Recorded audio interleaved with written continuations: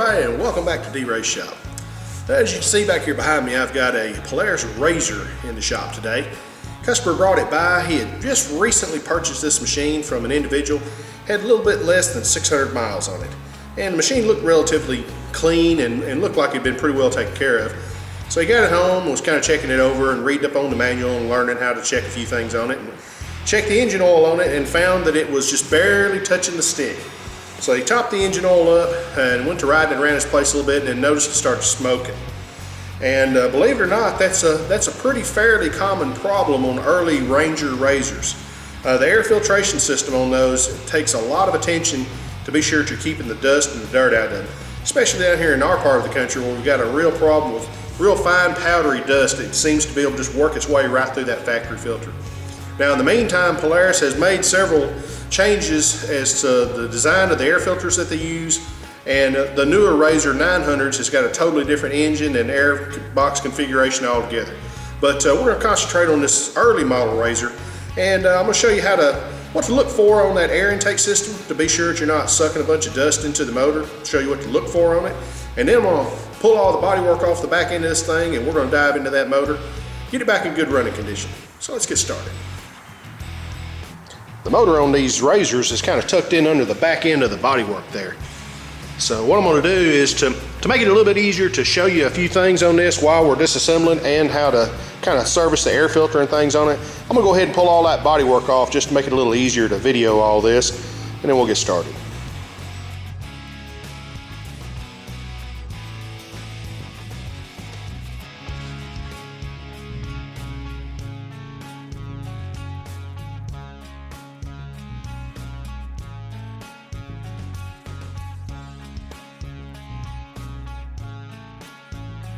Now we got all this bodywork out of the way, you can get a good view of the engine.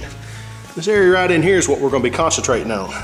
This is your cylinder head up here, then the cylinder down here.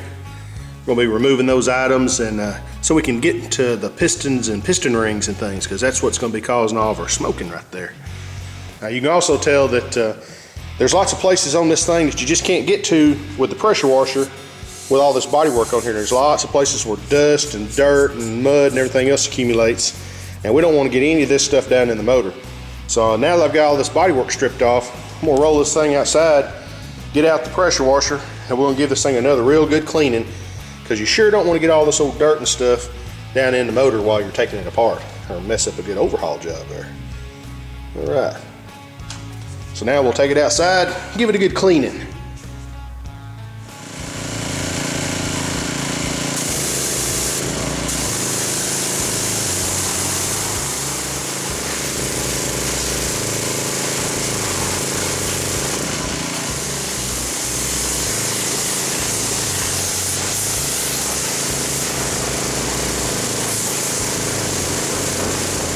Yeah, there we go.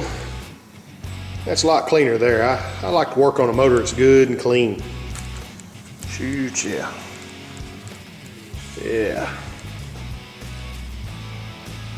Much better. Over here on the left side of the engine, this is where our air box lives right here. I'm going to take that air box lid off there and remove that air filter and show you what I found on the inside.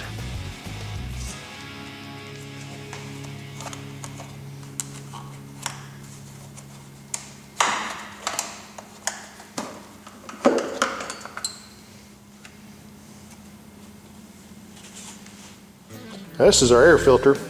Now this filter here is the upgraded filter. The original filter was quite a bit smaller in diameter. These newer ones have a lot more surface area for the filter itself, because what was happening is the smaller filter would get pretty much filled up with dirt and dust, and the engine has so much suction that it would just literally pull the dirt right straight through the filter and straight down the intake into the engine. Here's a shot inside of the air box here. Now, what the customer told me when he originally pulled his air filter out to check it, that the whole bottom of this air box area here was just full of real fine powdery dust. So he cleaned all that out and put the new filter in it. When he brought it over, the first thing I did is I removed the air filter and took a look inside of the intake throat, and this is what we found. Look at all that dust on the inside of that. That's dirt that the engine pulled right through the filter And of course you can even see it on the butterfly, on the throttle body butterfly way down in there. Yep, that's what eat the rings out of it right there.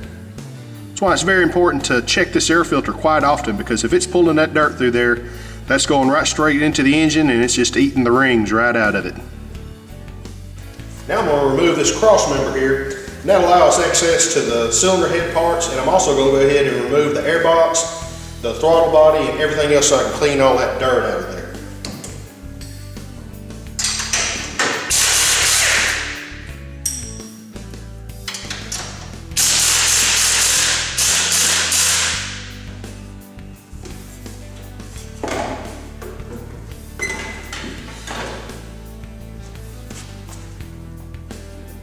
Now I'm going to go ahead and remove the intake boot for the belt drive system. Then we're going to go ahead and remove the airbox assembly. Then we'll work on taking the throttle body itself off.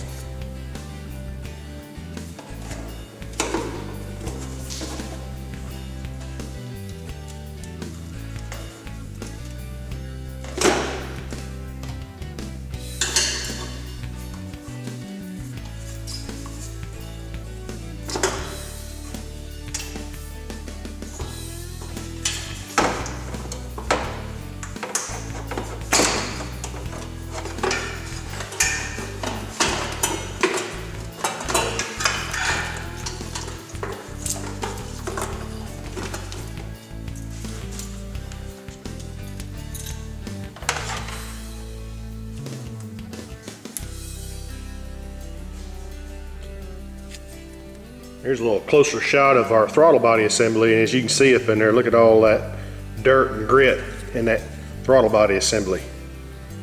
That's pretty bad. Look at that. Yep. There's your problem right there. I've just about got all the items on the intake and fuel system completely removed.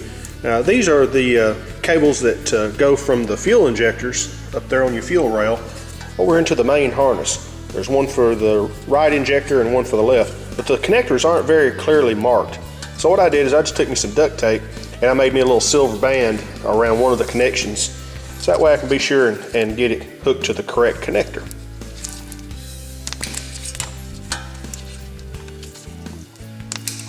There we go. Then we've got a quick connector right here on the fuel rail. It's just got a couple of locks. You just squeeze those, push them in, pull that little locking device up right there. Then your fuel line just ease it right off there. There we go. Not much fuel coming out there. We'll get a rag and wipe that up, and then that's got all the fuel and air intake system completely disconnected. So now we'll move on to removing the head pipe and the exhaust system. The main head pipe coming off the cylinder head onto the secondary part of the exhaust system has got a couple of pivot joints right here, and they're held together with springs. So we'll just remove those springs and we'll remove this section of head pipe.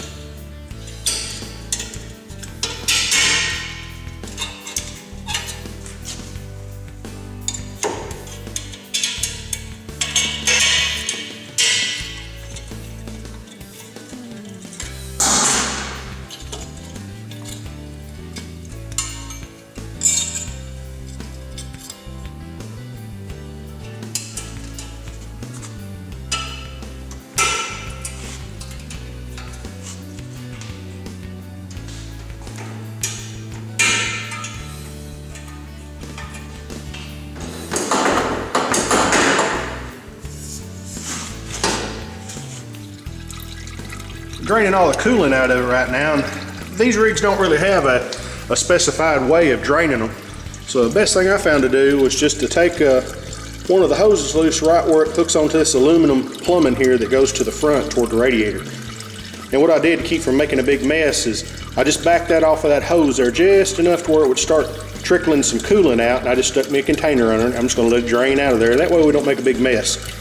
Then we'll go ahead and take the radiator hoses loose from the cylinder head, and over here on the back side of the engine where it goes into the water pump, and then we'll start stripping this cylinder head down and getting ready to remove the head and the cylinders. While I was waiting for that coolant to finish draining out, I decided I'd go ahead and remove the right rear wheel, which would give us a little more access to the engine and it'll make it a little easier to shoot a little more video in here without it in the way. So I'm going to go ahead and concentrate on removing the exhaust manifold, and then I'm going to go over here onto the intake side, and I'm going to go ahead and remove the fuel rail, the injectors, and the intake manifold. Since that intake is going to be full of dirt and things like that, I want to go ahead and take all those components apart and make sure I've got all traces of dirt and dust out of those components where they meet together. So in case there's any seams or anything down in that intake, I want to be sure there's no dirt hiding in there. So we're going to go ahead and pull all that stuff off.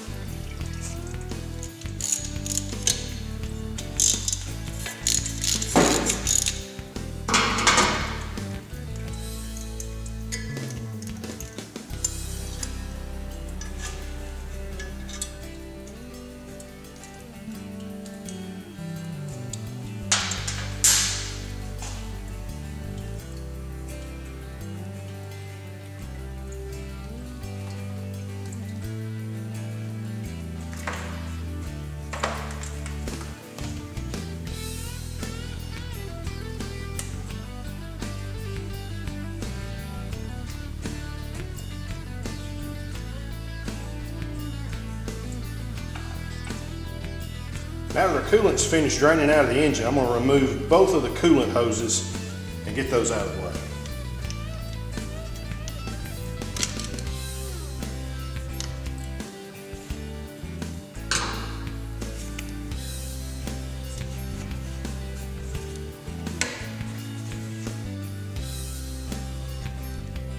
Over here on this side of the engine, I'm going to go ahead and remove the thermostat housing and the hose as one assembly. And I'm also going to remove the engine temperature sender right here. That'll give us a little more clearance between this side of the cylinder head and the frame over here when we go to remove and reinstall the cylinder head.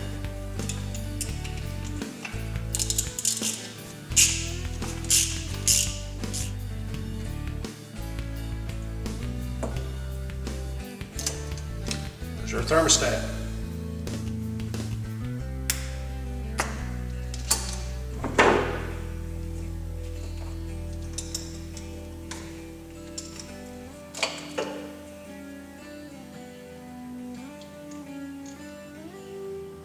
Alright, now that we've got all of our external hardware removed from the cylinder head, now we're going to remove the valve cover.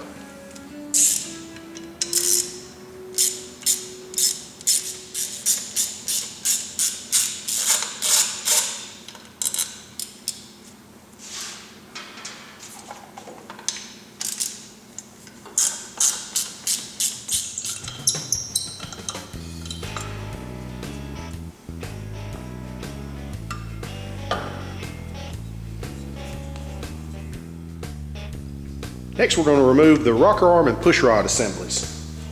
And you can see here on the front of the rocker arm and on the push rod, I've numbered each one of them 1 through 4, front to rear. That way we can get the rocker arm and the push rod back on the original lifter and valve that it came from. So there's just a stud right here in the middle. We just take those loose and remove them one at a time.